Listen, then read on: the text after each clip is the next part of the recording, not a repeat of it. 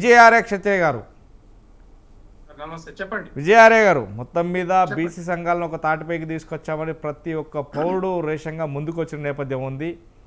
18 బంద్ మాత్రం సక్సెస్ఫుల్గా జరిగింది. ఎక్కడ కూడా ఎలాంటి చిన్న అవాంఛనీయ సంఘటనలు కూడా జరగకుండా బంద్ చేసినందుకు అందరికీ ధన్యవాదాలు కూడా తెలపడం జరిగింది.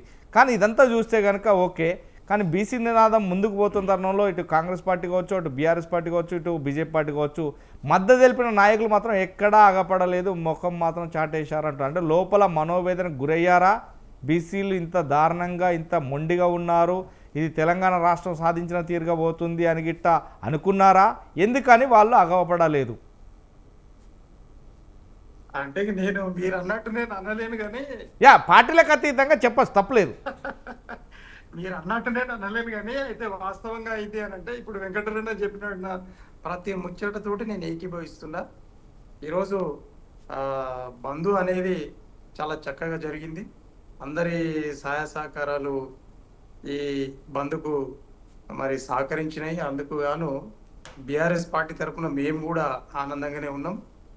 అయితే బంద్లో పాల్గొన్న ప్రతి బీసీ బిడ్డకు, అలాగే ఎస్సీ ఎస్టీ మైనారిటీ బిడ్డలకు, అలాగే ఓసీ బిడ్డలందరికీ కూడా, మహిళలకు మేము పార్టీ తరఫున మరి ధన్యవాదాలు తెలియజేస్తూ ఉన్నాం. అయితే ఇక్కడ పంచాయతీ ఏంది అని అంటే అందరం బాగానే కొట్లాడుతూ ఉన్నాం కానీ అత్తను గొలుసుకోమని కూడలు దొంగులుకోమనే చిత్రంతో ఈ విధంగా విచిత్రమైన పరిస్థితుల్లో భారతీయ జనతా పార్టీ ఈరోజు Bharatiya Janata Party Rajya Sabha member R Krishnaiah garu పిలుపునిస్తే విచిత్రమైన పరిస్థితి ఏంటంటే, వెంకటరెడ్డి అన్న నాకు వివరించారు కాబట్టి నేను మళ్ళా లోతులోకి వెళ్ళలేను. అయినా కూడా ఈరోజు బంధు అన్ని ఆల్ పార్టీల సహకారంతో మరి సక్సెస్ అయినందుకు గాను చాలా ఆనందంగా ఉంది. అయితే టెక్నికాలిటీస్ ఎన్నన్నా ఉండొచ్చు, కానీ అనివార్యత అనేది వచ్చినప్పుడు మాత్రమే ప్రజా సమస్యలు పరిష్కరించబడతాయి.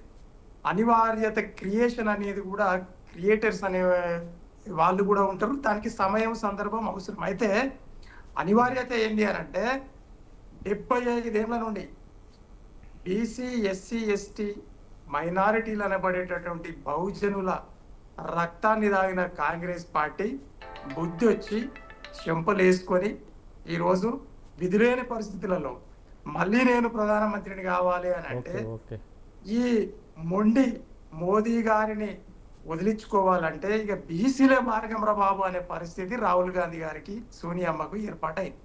ఇది విచిత్రం. కాబట్టి విధి రాత అనేది ఉంటది. విధి రాత తప్పించుకోలేదు కాంగ్రెస్ పార్టీ. ఎందుకంటే కాలేల్కర్ గారి నివేదిక వచ్చిన తర్వాత దాన్ని అమలు పరచలే, రద్దు చేసింది.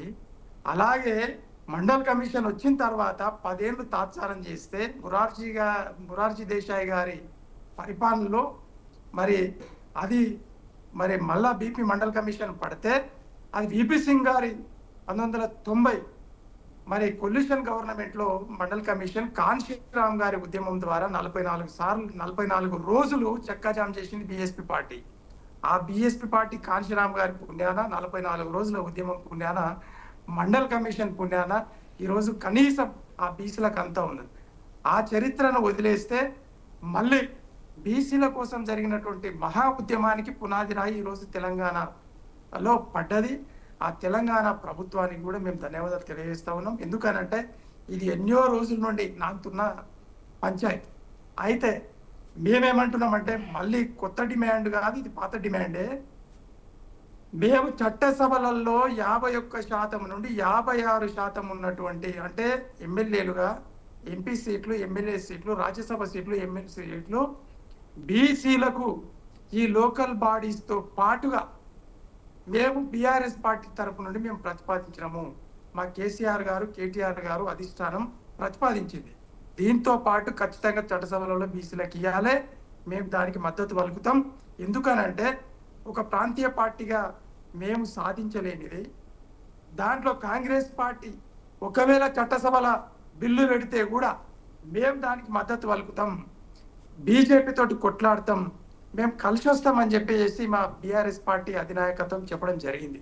కాబట్టి సోదరులారా, బీసీ సోదరులు ప్రతి ఒక్కరు దయచేసి అర్థం చేసుకోవాల్సిన అవసరం ఏముందంటే మళ్ళా సమయం పోతే రాదు. కాబట్టి మాకు లోకల్ బాడీస్తో పాటుగా చట్టసభలలో, భారత పార్లమెంటులో, రాష్ట్రాల శాసనసభలలో, శాసన మండలిలలో, మరి రాజ్యసభలో ఖచ్చితంగా మాకు 51 నుండి 56% మా జనాభా ఎంతో మాకంత కావాలని మీరు పోరాటం చేయాల్సిన అవసరం ఉంది. మొత్తం ఈ దేశంలో ఉన్నటువంటి జాతీయ ప్రాంతీయ పార్టీల మెడలు వంచి మీ హక్కును మీరు గుంజుకోవాల్సిన అవసరం ఉన్నదని చెప్పి మీకు బీఆర్ఎస్ పార్టీ తరఫున మేము తెలియజేస్తా ఉన్నాం. అయితే ఈరోజు మరి బీజేపీ పార్టీ తాత్సారం చేయాల్సిన అవసరం ఏముంది? ఒకవేళ మీరు అంటున్నట్టే 10%, 42%లో 10% మైనారిటీస్కి పోతా ఉన్నాయి, మాకు వచ్చేది 32%. కాబట్టి అంటే బండి సంజయ్ గారి ఆలోచన ఈరోజు స్టేట్మెంట్ చూస్తే మేము ఎట్టి పరిస్థితులలో బీసీ రిజర్వేషన్ కానీయం, అది మైనారిటీస్కు సంబంధించింది తీసేసిన తర్వాతనే మాకు రావాల్సిన 52% స్వతహాగా రావాల్సింది అని అన్నప్పుడు మరి మీ పార్టీ మీద మీరే కొట్లాడండి అన్నప్పుడు అందుకోసం ఆర్ కృష్ణయ్య గారి రూపంలో బీజేపీ పార్టీ రాజ్యసభ ఎంపీ గారు ముందు వరుసలో ఉన్నటువంటి ఈ ఉద్యమానికి మేము అందుకే మద్దతు పలికినాం. ఎందుకనంటే మీరే ఈరోజు పోరాటం చేయాల్సిన అవసరం ఉంది. ఎందుకంటే మోదీ గారిని మీరు ముందు వరుసలో ఉండి అఖిల పక్షాన్ని తీసుకుపోయి ఈ ఉద్యమాన్ని నిలబెట్టాల్సిన అవసరం ఉంది. కాబట్టి అడుగున మేము బీసీల పక్షాన ఉన్నాం, నిలబడతాం. లోకల్ బాడీస్లోనే కాకుండా చట్టసభలలో కూడా ఖచ్చితంగా 52% నుండి 51% నుండి 56% ఇవ్వాల్సిన బాధ్యత ఇక్కడ కాంగ్రెస్కు, అక్కడ భారతీయ జనతా పార్టీకి ఉందని చెప్పి, తాత్సారం చేయొద్దని చెప్పి, మంచి పనిని ప్రజలకు చేయాలని చెప్పి మేము డిమాండ్ చేస్తూ ఉన్నామండి.